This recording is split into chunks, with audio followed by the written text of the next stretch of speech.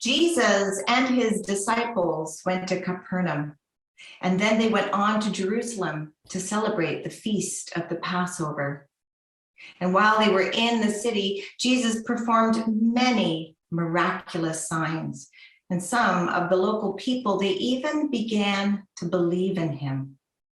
Soon, word spread, and one of the holy men, this was a person who kept the law as was known at the time, a Pharisee whose name was Nicodemus, was very curious about Jesus, and he asked to secretly meet him. So late one evening, Nicodemus hovered in the dark shadows until he heard Jesus coming. Ah, Nicodemus, hello, it's me, Jesus. Shh. Hello, how are you doing? Fine, I heard you were looking for me. Yes, I'd like to have a few words with you. Okay, Nicodemus, fire away. Actually, could you keep your voice down a little, possibly, maybe? It's not that I'm ashamed or anything, I just, Yeah? Anyway, what I want to know is, like we've seen you do all these amazing things, miracles and the like, and you're pretty good at flooring us Pharisees whenever we open our mouths. So, it looks very much to me as if you must have come from,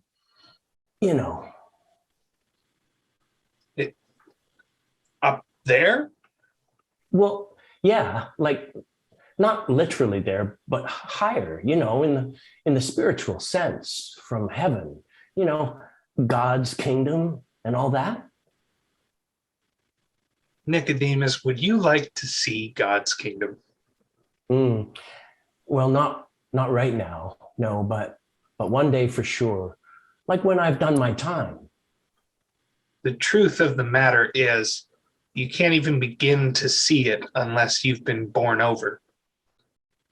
Born over what? Born over. Born a second time. Born again.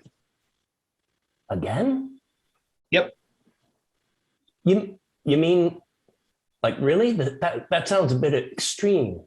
I mean, I believe in the impossible and all that, but my mother's 92 and she's a little old for that sort of thing. No, Nicodemus, I'm not talking about physical birth. You've been there and done that, and you don't need to go through that again. Okay, well, that's a relief. I'm talking about your spiritual life. That needs to be given birth. Don't be surprised at that. Everybody needs a spiritual birth to give their spirit life, just as it is with the body. How could you be alive if you've never been born? Well, how can you be spiritually alive without a spiritual birth? Okay, is it painful? Good question. Sometimes. It always means a whole new start. Okay, so what do I do for that then? Well, you don't do anything. Only God can do it. He has to do it in you. His spirit will bring it about. So how does he bring it about? The spirit is like the wind, Nicodemus. You can't see it. You can't control it. You just have to let it happen. So when is it going to happen? One day, soon, you'll see a sign. You're a scholar, you know your theology. When the people were crossing the desert and they got poisoned by snake bites, what did Moses do? Okay, so he put a bronze snake on a pole. They told the people they'd be well if they looked up at it. Right. Well, soon the Son of Man will be lifted up, just like that snake. He'll become, if you like, an embodiment of the problem.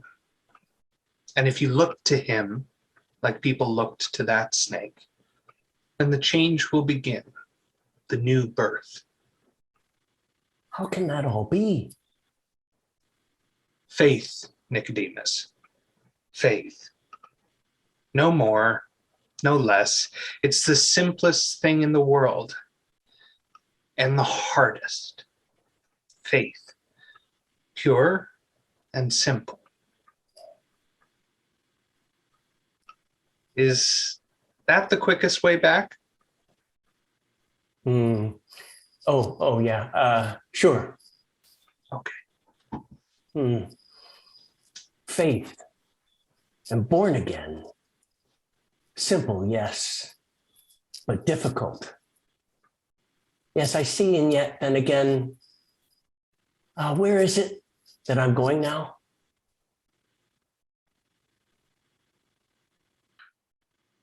I wonder, why did Nicodemus and Jesus meet in the dark?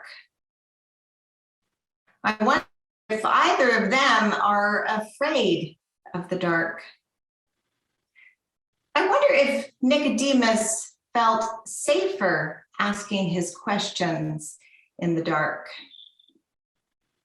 I wonder, can we go to Jesus in the dark?